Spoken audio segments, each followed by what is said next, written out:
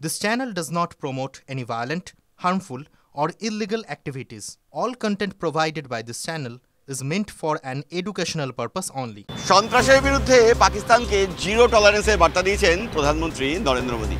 কিন্তু শুধু পাকিস্তান নয়, পাকিস্তানের মাটিকে ব্যবহার করে যেমন নানা ভারত বিরোধী কাজকর্ম করা হচ্ছে, তেমনি গোয়েন্দারা বলছেন আরও একটা দেশের মাটিকে বারবার ব্যবহার করা হচ্ছে খুব সহজে ভারতে প্রবেশ করে ভারত বিরোধী নানা কাজকর্মের জন্য।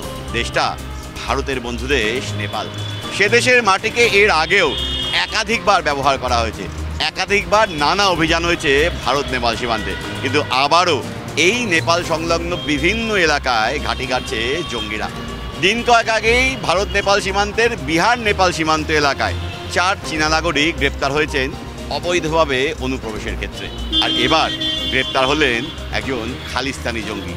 গোয়েন্দা সূত্র বলছে নেপালে বসে সেখানে হাওয়ালার কারবারের মাধ্যমে সন্ত্রাসবাদীদের অর্থ যোগানো, এর পাশাপাশি গোলা বারুদের সরবরাহ, এই সমস্ত কাজকর্মের জন্য নেটওয়ার্ক গড়ে তোলা হচ্ছিল নেপালে বসেই। তারা কেন বেছে নিচ্ছেন এই সীমান্তকে?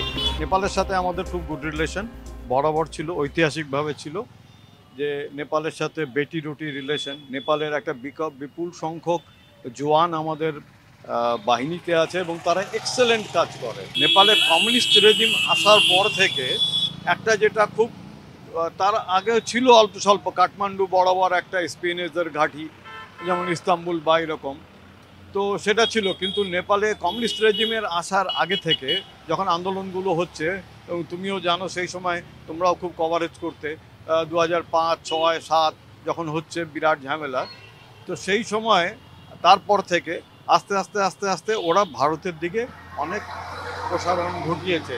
নেপালের ভেতরে বিভিন্ন জায়গায়, ইভেন কি কাকরভিটার আশেপাশে অনেক চাইনিজ এস্টাবলিশমেন্ট আছে, ওদের সাথে চুক্তি আছে।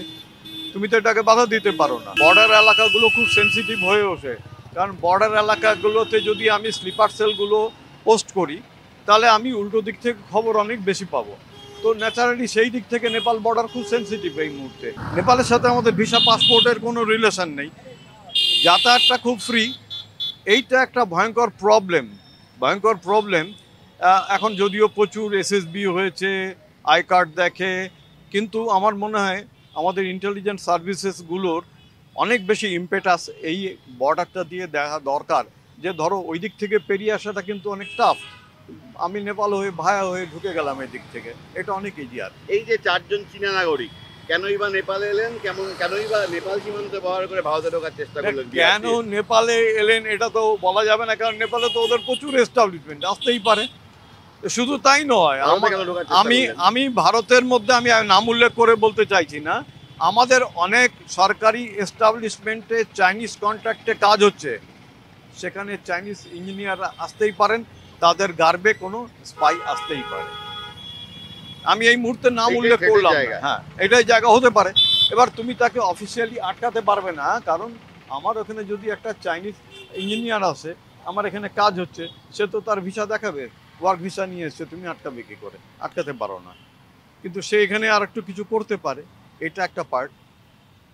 আর বাংলাদেশ বর্ডারও তো কাছে আছে। বাংলাদেশের সমস্ত যে উগ্রপন্থী, ওদেরকে জেল থেকে এই কারেন্ট রেজিম ছেড়ে দিয়েছে, আনসারুল্লাহ বাংলা বা এইসব, তারা ছেড়ে দিয়েছে, এবং তারা দীর্ঘদিন থেকে আমাদেরকে ডিস্টেবিলাইজ করার চেষ্টা করছে, এটা তো সবাই জানে।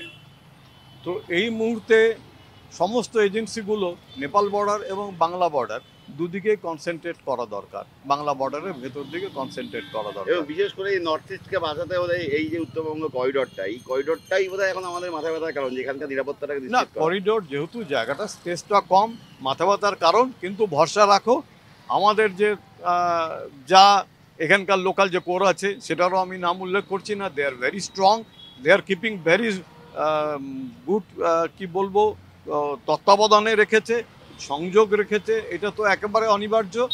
এবং এটা নিয়ে আমি ভাবছি না, আমি এই বেল্টে ধরো 5-6 বছর 7 বছর মিডল লেভেল একটা পুলিশের কাজকর্ম করেছি, তার থেকে আমার যে পারসেপশন, তাতে মনে হয় it's a matter of 1 or 2 hours to clear all this lane or this chicken neck if there is any disturbance.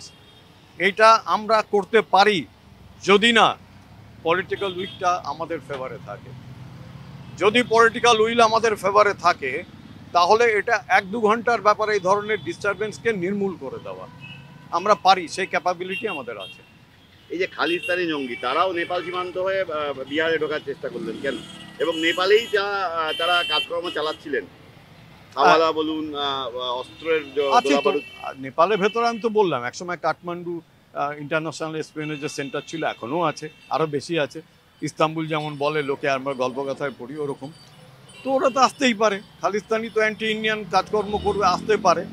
আমাদের কাছ তো ওটাকে কাউন্টার এসপিওনেজটা করা। আমাদের মুশকিল হচ্ছে আমাদের 16, 17, 18টা বোধহয়, এখন আরও বেশি হয়েছে আমি জানি না। তো অনেকগুলো এজেন্সি আছে, এজেন্সিগুলো আলাদা আলাদা তোমার আউটলুক আছে, আলাদা আলাদা ধ্যান আছে যে কোনটা করবে। এই মুহূর্তে ধ্যান একটাই হওয়া উচিত, কারণ এই মুহূর্তে কিন্তু আমাদের নর্থ বেঙ্গলে কোনো ইনসার্জেন্সি আন্দোলন সেই মতো নেই। এই মুহূর্তে এখানে মাওবাদী আন্দোলন নেই, কেএলও মুভমেন্টের সেরকম গল্প নেই। আমাদের এই মুহূর্তে একটাই ধ্যান হওয়া উচিত, কাউন্টার এসপিওনেজ, যাতে কোনো রকম এই ধরনের বাইরের এলিমেন্টরা কোনো ধরনের ইনসার্জেন্সি করতে না পারে। গোয়েন্দারা বলছেন গোটা সীমান্ত খোলা, সেখানে এসএসবি আছে বটে, আই কার্ড দেখা হয় বটে, কিন্তু দু দেশের মধ্যে বন্ধুত্বপূর্ণ সম্পর্ক আছে, ফলে খুব সহজেই নেপালে পৌঁছে ভারতের খুব কাছাকাছি, সীমান্তের খুব কাছাকাছি এসে তথ্য সংগ্রহ করার কাজটা সহজেই করতে পারছেন এই সন্ত্রাসবাদী সংগঠনের মাথারা। এর পাশাপাশি এই উত্তর পূর্বাঞ্চলে, বিশেষ করে উত্তরবঙ্গ করিডর এই নেপাল সীমান্ত থেকে খুব কাছে, ফলে অস্থিরতা তৈরির ক্ষেত্রে বারবার বেছে নেওয়া হচ্ছে নেপালের মাটিকে। সেই কারণেই গোয়েন্দারা বলছেন এই মুহূর্তে দেশের যে কটা সংস্থা দেশের আভ্যন্তরীণ নিরাপত্তাকে সুনিশ্চিত করছে তাদের নজর হোক এই উত্তরবঙ্গ করিডরের ক্ষেত্রে। কারণ এই অঞ্চলে একদিকে যেমন রয়েছে বাংলাদেশ, তেমনি অন্যদিকে নেপাল, ভুটান এবং চায়না। সে কারণেই উদ্বেগ, উৎকণ্ঠা বাড়ছে এই অঞ্চলে আভ্যন্তরীণ নিরাপত্তাকে নিশ্চিত করতে। তবে গোয়েন্দা কর্তারা বলছেন উত্তর পূর্বাঞ্চলের এই পরিস্থিতির কথা মাথায় রেখেই এই মুহূর্তে উত্তরবঙ্গ জুড়েও বিভিন্ন গুরুত্বপূর্ণ ইনস্টলেশনে কড়া নজরদারি চালাচ্ছে গোয়েন্দা সংস্থাগুলো। ক্যামেরায় দীপায়নের সঙ্গে প্রসেনজিৎ, TV9 বাংলা, শিলিগুড়ি।